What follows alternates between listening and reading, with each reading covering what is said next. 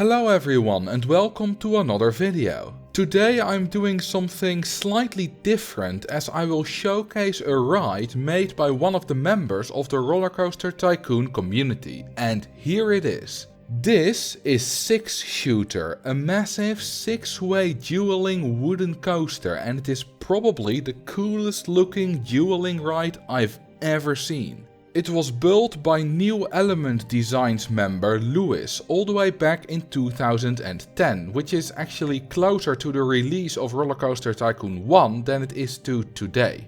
If you want to download this park for yourself, there is a link to the New Element page in the description. Let's take a look at the layout of this ride, starting at the beautiful station building. It looks like a big barn with a few other bits and bobs, and it perfectly captures the rustic feel that a wooden coaster embodies. When the trains depart, they start by climbing the lift hill.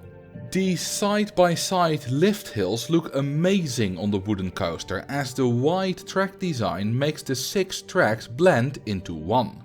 At the top of the hill, the trains split in 2 groups of 3, and a bit after that they mostly split into 3 pairs of 2, but not entirely. At some points the pairs change, and at other points some tracks might be alone for a little bit or team up to make a group of 3 again.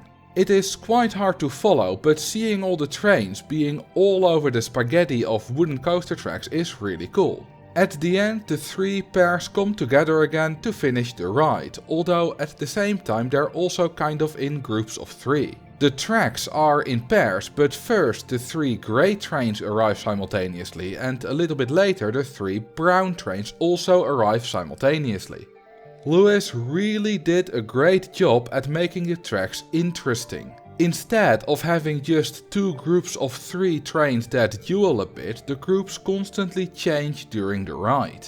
To make it a bit easier to follow, I've recolored the tracks and trains into a rainbow. After the initial drop, green and blue become a pair, but a little bit later they meet purple again to be a trio for a short while. Immediately afterwards, purple and blue become a new pair, while green goes off to meet the others again. In the meantime, after green and blue split off, the other 4 form one group for a little bit, before purple goes solo to meet green and blue again. Red also goes on a little solo adventure before meeting up with the pair of yellow and orange once more. On the other side of the chain lift, the trio meets green, and after that they split into 2 pairs. One is orange and red and the other one is yellow and green.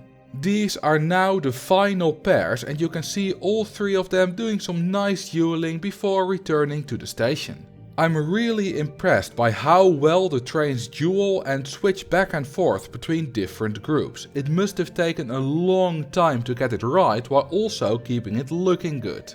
Speaking of looks, let's take a look at the decorations, starting with the supports. The standard supports of the wooden coaster already look quite good, but Lewis added a whole lot of custom supports made out of custom scenery items. These must have taken so long to make, but it's absolutely worth it as they really enhance the build. If we remove the coasters, you can see how many custom supports there are, and you can see that they consist of a lot of tiny scenery pieces. The scenery around the ride continues the rustic farm style of the station building. At the entrance of the ride there is a very wide path in between some places to eat and a wheat maze. There is of course also the entrance of the ride, but unfortunately guests can't actually ride it. The sign above the entrance is quite well made, with the 6 constructed out of wall pieces. Further around the ride there are things like crop fields, orchards and clumps of trees, with a railway going through them. It all just fits together so nicely. If you're wondering how Lewis managed to get this particular shape of the land instead of a square, it's actually quite simple. First you lower the land down to the lowest possible level, and then you place one of these custom scenery pieces on it. If it's colored black, they are the exact same color as the background, making it look like there is no land there.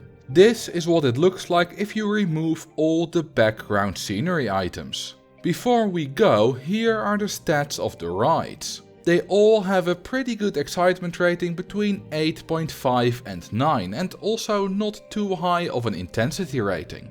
Their lengths are also nearly identical, with them all being around 1300 meters. This ride really has everything: a good design, good looks and good stats.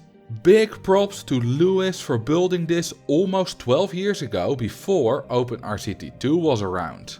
If you enjoyed this ride showcase and would like me to do more, let me know by leaving a like or a comment. You can also subscribe or follow me on Twitch. Thank you all for watching and I will see you in the next video.